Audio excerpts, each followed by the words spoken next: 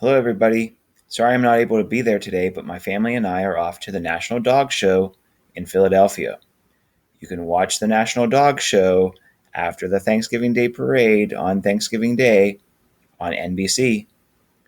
Now that that commercial's over, let's get back to our business. What we want to do today is we want to open up our Google Classroom. In Google Classroom, I have a few things for you to do. The first thing that you want to do is you want to open up the Harry Potter Comparisons activity. You can click on Harry Potter Comparisons, or you can click on the Open button. Once you open it up, what you will find is the Harry Potter Comparison Google Sheet. Go ahead and open it up. Once it's opened, you're going to see the results from 2015 and 2016. You'll also see the title, Harry Potter Houses. Now, something really strange has happened. You can see that Harry Potter Houses doesn't actually fit into the cell. What I can do is I can resize the cell by going up to the top of my screen. In between the divider between A and B, I have a blue line. When I put my mouse on that blue line, I have arrows. What I can do is I can click and hold, and I can drag it out. That resizes column A. Now you can see the title, Harry Potter Houses, fits in column A. I can do that to any of the columns by going to any of the dividers between the two letters, make them smaller or larger. Now let's take a look at our results. You can see in Ravenclaw, in 2015, there were 55 students that fit into that category. Strangely enough, 55 students in 2016 also fit into that category. So let's go ahead and get some totals. Let's highlight these two cells, go up to our Auto Sum button, click it and hit Sum. Hit Enter. 110 students fit into that category. Gryffindor, let's go ahead and highlight those. In 2015 and 2016, how many students were there in that category? Hit Enter. 94. Well, this is an easy one. 7 plus 7. We'll do the auto sum anyway. Enter. 14. Another easy one. 9 plus 10. We'll have the auto sum do that as well. Enter. Now let's get a total for 2015 and 2016 to compare how many students there were in the survey. Highlight, going down, auto sum. Enter. 123. Highlight, going down, 2016, auto sum, enter. 114. Interesting information. The next thing that we can do is we can again make our chart a little bit easier to read. Let's go ahead and highlight all of column 1 and make it bold. Let's highlight all of column A and make it bold. There we go. Let's go ahead and highlight our information now to make our chart. Highlight from Harry Potter Houses, 2015 and 2016.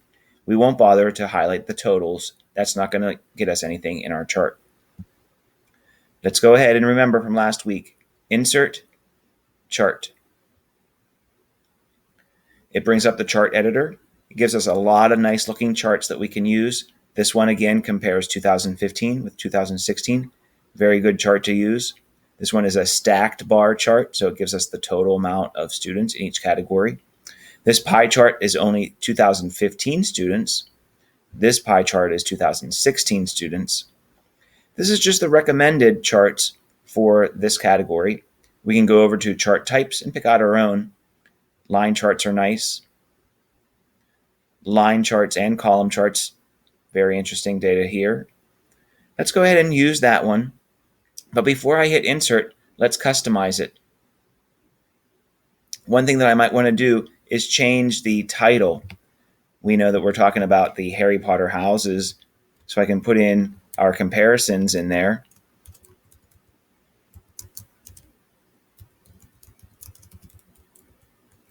And I can put in comparisons if I would want to.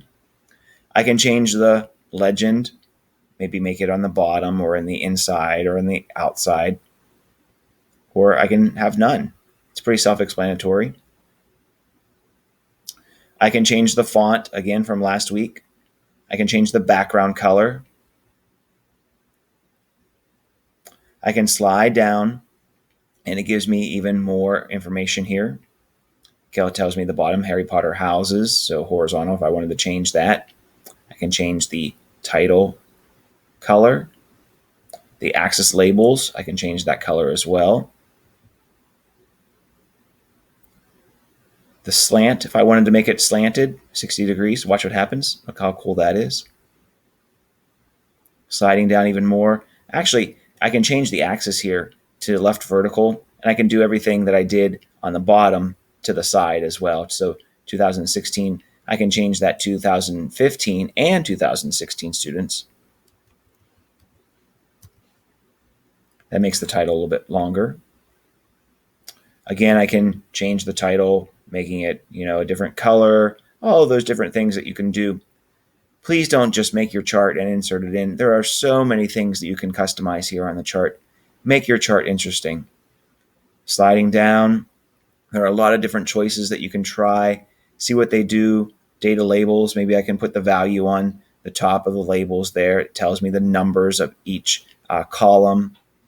Really easy to use here. I'm going to insert it in. There's my information. If you remember from last week's class, I can go to the triangle and I can go down to move to its own sheet. It makes it really easy for me to read whenever I do grade this later on. If you need to go back and change anything, the advanced edit is your tool. Changing that will bring you back to the editor. You can go ahead. You can even change your whole type of chart if you wanted to here. I'll cancel that out.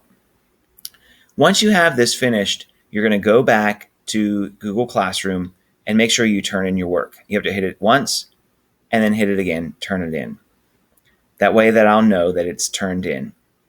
Hitting my back arrow, I do have one other thing that you want to do. At the bottom, underneath Harry Potter comparisons, I have write a fact about the Harry Potter comparisons from 2015 and 2016. Make sure that you write a complete sentence. So it says, in 2015 and 2016, the Hufflepuff house had 7 students. Well, is that true? Going back to my information, there it is. It is true. What I'd like you to do is write a fact. Typing your answer here, you want to write a complete sentence about the Harry Potter comparisons. What's true about it? What's not true about it? Make sure that you write it in a complete sentence and make sure that you submit your answer so I will see it. Once you're done with both assignments, then you can play a game. Again, have a great weekend. I won't see you next week, so have a great Thanksgiving, and I'll see you after Thanksgiving.